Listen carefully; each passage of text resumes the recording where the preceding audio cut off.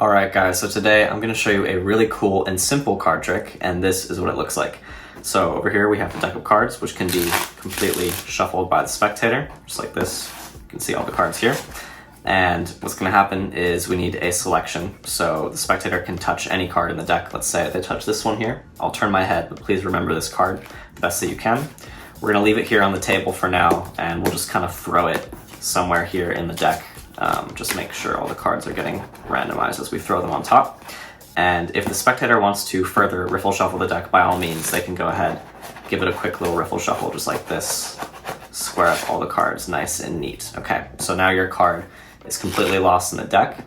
And what's going to happen is I'm going to be eliminating about half the cards just like this by kind of raising the cards.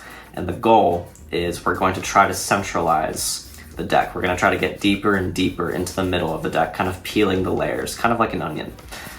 But just like this, we'll get rid of about half. Here we go, just like this. And of course, the rounds will get quicker every single time we do this because we're dealing with less and less cards. But as you can see, we're just getting closer and closer to the center of the deck, getting further and further, deeper and deeper into the middle, just like this, getting more and more randomized as we go. Okay, so just like this, we're now left with two cards. And of course, whichever card the spectator selects now will be the final elimination. So they can go ahead and take any one. That will be the final one. And we're now left with one. We've eliminated 51 cards, and we are now down to one single playing card. By further and further, getting deeper and deeper into the middle, centralizing the deck until we get to the final card, I hope that the Ace of Diamonds was your selection, and that right there is the trick. So I really hope that you guys enjoyed this one, and if you did, be sure to stick around for the tutorial. Alright guys, now before I go ahead and teach you how that trick was done, a lot of people ask me for additional resources on where to learn more magic. Luckily, there's a really cool place I would recommend visiting that just so happens to be the sponsor of today's video, and that is Skillshare. Skillshare is the largest online community for creatives with thousands of classes led by industry experts across film, illustration, design, freelance, productivity, and more. And if you're serious about mastering new skills, whether it's magic or something completely different, this is a place you're going to want to check out. Now, I know a lot of you come here because you want to learn card tricks, but think about this. What if you could expand your skills even further? Maybe you want to learn video editing to improve your personal magic videos, or even design your own deck of cards. Skillshare has classes on all of that and more. I, for one, have been in need of some new color changes, and magician Elizabeth Bazau has an incredible course teaching around 50 of them, ranging from beginner to advanced levels, and I would highly recommend it. From professionals teaching everything from magic and performance skills to photography, graphic design, and even storytelling, which is huge if you want to take your magic shows to the next level. It's an entire community of learners, so you'll never feel like you're figuring it out alone. And with the back to school season in full swing, it's the perfect time to jump into learning something new.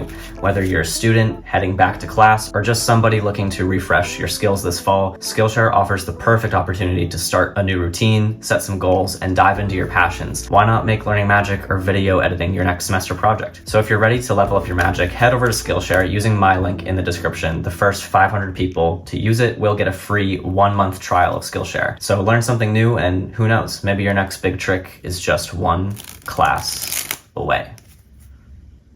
Alright guys, so here's the tutorial for the trick that you just saw. Before I actually begin the tutorial, I would just want to give quick credits to Ollie Mealing because he has a trick titled Discarded, which is currently on his membership. A phenomenal trick. This trick is very much influenced by that trick, and while the method is not exactly the same, it is quite similar, but I'm not going to reveal how Ollie does his trick because his trick involves the spectator further and further shuffling the cards as the rounds go on. So if you want to learn how to do that, go ahead and check out his membership, but this is just kind of a simpler version of that trick. I really do hope that you guys enjoyed that performance. But yeah, without further ado, let's get right into how this is done.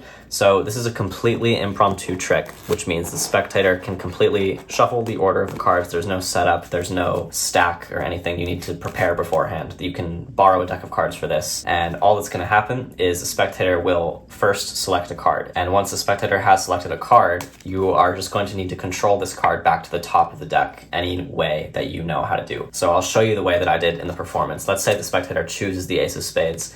Basically what I do is I have them touch a card, and what I do is I line it up with the card, which is directly on top of their selection, and I do that as I raise my hands to show their selection, just like so. And when they're done looking at the card, I'm going to lower my hand back down, and I will take the double, because now I've lined up these two cards together. I will take these two cards as one, place them back on my left hand, and thumb off the top card without flipping it over, of course, just like this. But this will give the illusion that this is still the ace of spades. And then I will replace the right hand packet on top of my left and maintain a pinky break, just like so. I will then spread little packets from the top, and once I get to my break, I'll stop and I'll throw their selection back on top, which is actually not their selection. Their selection will be right here.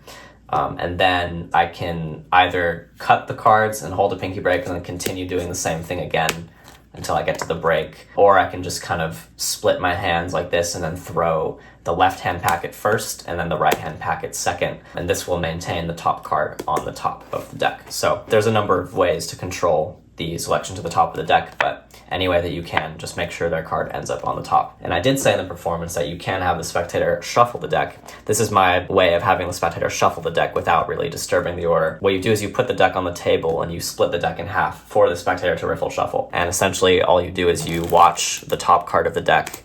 If the top card remains on the top, then you don't have to do anything, and you can tell them to square it up. But if the original top card ends up being second or like buried in the middle like this, then you tell them not to square up the cards, but to just kind of leave them split like this. And then what you will do is you will sort of maneuver that top card. You'll just kind of peel it out and move it to the top. And you can do it with a number of the cards. You can take like 5 or 6 cards at a time, kind of maneuver them to the top, and you do that under the cover of your fingers, and you also do it under the cover of you spreading out the cards, and the spectator will be distracted by this very cool visual right here of all the cards being shuffled, that they will completely ignore you putting the top card on the top of the deck. They will not notice that whatsoever.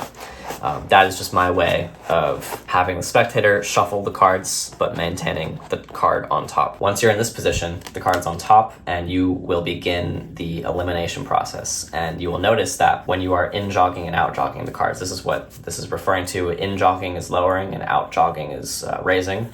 So when you're out jogging all these cards, you'll notice that I'm only doing the even numbers, which means that every single round, the top card will remain in my hands. And that is essentially the method of how this trick works. The top card will always be one of the final 2 cards that is kept in the end of the trick. Now, one thing I like to do here is every time that I strip out the outjog cards, first I like to do them to the left. I like stripping them out and turning them to the left. And then the second time I do it, I like to do it to the right. And I kind of just alternate doing this left and right. I think it just kind of visually looks a little more pleasing.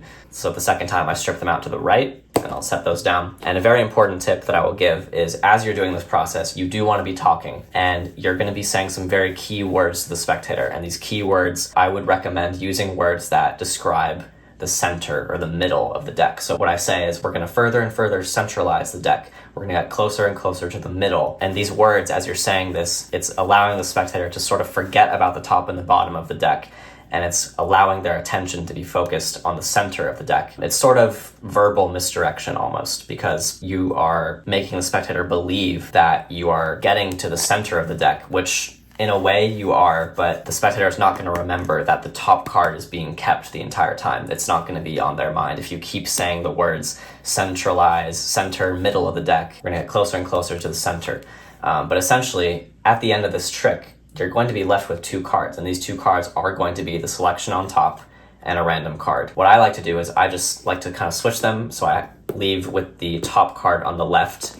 This will just very quickly throw off anyone who was keeping track of the top card. If for some reason they were continually looking at the top card, if you just do a quick little switch, they might not see that, and they might think that this is the top card and this is the center card. So I just kind of like to do that little switch just in case someone was paying attention. But I will always remember that this is my key card, their selection. So now this is a very important moment in the trick, because you're left with 2 cards in the end, and you are going to allow the spectator to choose the final card. But you're not going to say exactly what their decision will entail until they make the decision.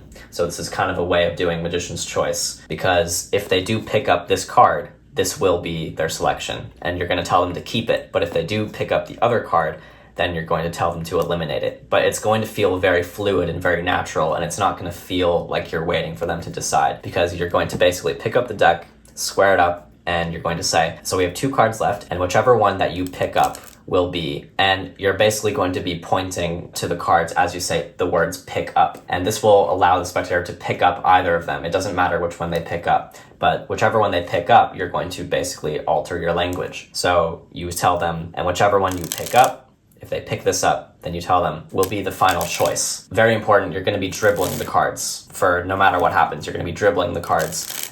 This is just the out for if they choose the non-selection, because if they choose the non-selection, this is what it's going to look like. You're going to pick up the cards and tell them whichever card you pick up will be the final card that we eliminate. And that will be if they pick up this card, because now it looks like you were always preparing for them to throw it in the middle.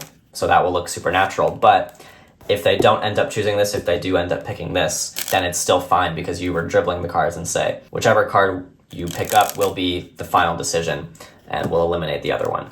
And you can see how natural that looks. You just kind of wait for the spectator to pick up whichever card they wish, and whichever one they do, you're going to alter your language and change the presentation. But essentially, they will always be left with their selection, and I like to flip over the cards and spread them out, just showing all the cards that we did eliminate, all the 51 cards that they could have ended on, but we got further and further into the middle of the deck, the shuffled deck, and somehow we landed on your selection. And it's just a mind-blowing trick. It really genuinely fools people. It hits very, very hard. And I love that the method is so simple. It's a great trick. So I really hope that you guys enjoyed this one. Be sure to like, comment, and subscribe for more. But yeah, anyways, see you guys next time. Bye.